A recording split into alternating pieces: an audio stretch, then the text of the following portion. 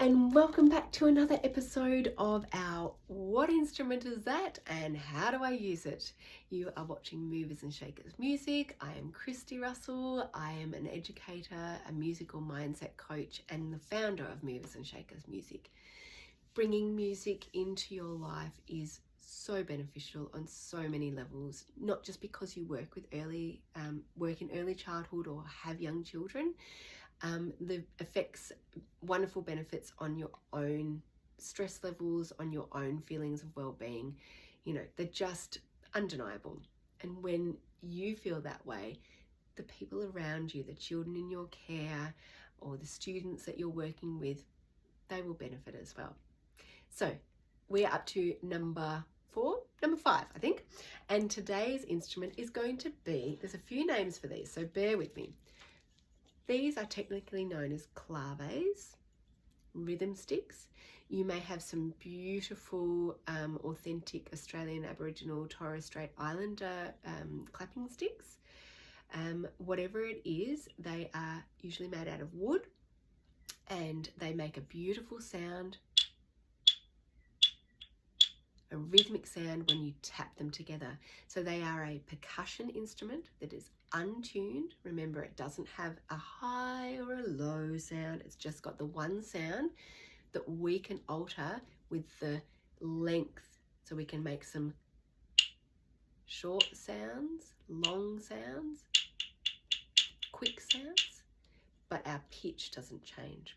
Okay, so very quickly with our claves or rhythm sticks, you choose the vocabulary that's going to suit your wherever you're working or whatever feels better for you. I have these ones just because they're nice and smooth, they're really easy, they're easy to clean, and also I like the little gold up here because it gives the children a visual directive about which end to hold and which end to tap. Okay, it's really important. So lots of the time you'll need, anytime you're educating anybody that's really young, you need to give them a lot of really clear directives. So hold up this end, tap the gold end, or however you want, tap the circle. Okay, technically you get a better sound when you make a little hollow here and sit it very gently. So it's almost, can you see that? I've got a little bit of a gap there because then the sound can come out. It's amplified a bit nicer. Have a listen to this when I tap. Then when I hold it really tightly, it doesn't sound as round, I suppose is the best way to say it. Now this is another instrument that can get a little bit overwhelming with lots of them. So decide whether you want only a few children to try it at a time. Make sure you model it first on how to use it. You can do a lot of stuff with these. These are awesome. You can, the one thing I will say about this is an awesome instrument to use for developing the skill of crossing the midline. Now, crossing the midline is the ability to use your left part of your body and your right part of your body and coordinate those two together. Your left part of your body is controlled by the right part of your brain and vice versa. Your right part of your body is controlled with the left part of your brain. So anytime you're using things with both sides and you might be crossing over, anything that's needing that kind of coordination, there is fireworks happening in the brain to make that understanding. Okay, I won't go too much into that because I want to give you some practical tips.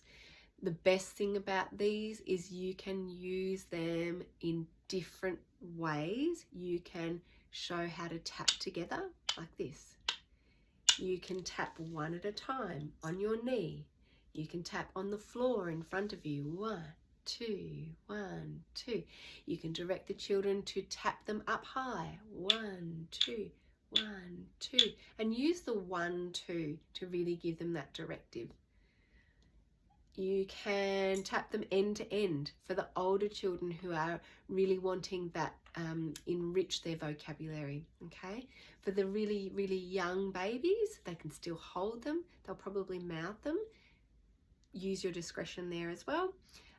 But it's really a great tool to use for crossing the midline, for making sound, tapping in time. And again, use your knowledge of songs already. You might like everybody tapping just like me. Everybody tap the floor, tap the floor, tap the floor. Everybody tap up high, like this. So use what songs you're comfortable with already and enjoy the claves or the rhythm sticks, however you want to call them. All right, we've really gone over time today. Sorry, that was a bit longer, but it's still useful. So any comments that you have below, pop them in there. Any questions, jump onto the link to our website if you'd like to find more about what Movers and Shakers music can help you with in your program. Okay, have fun, have some musical fun, and I'll see you next week. Bye.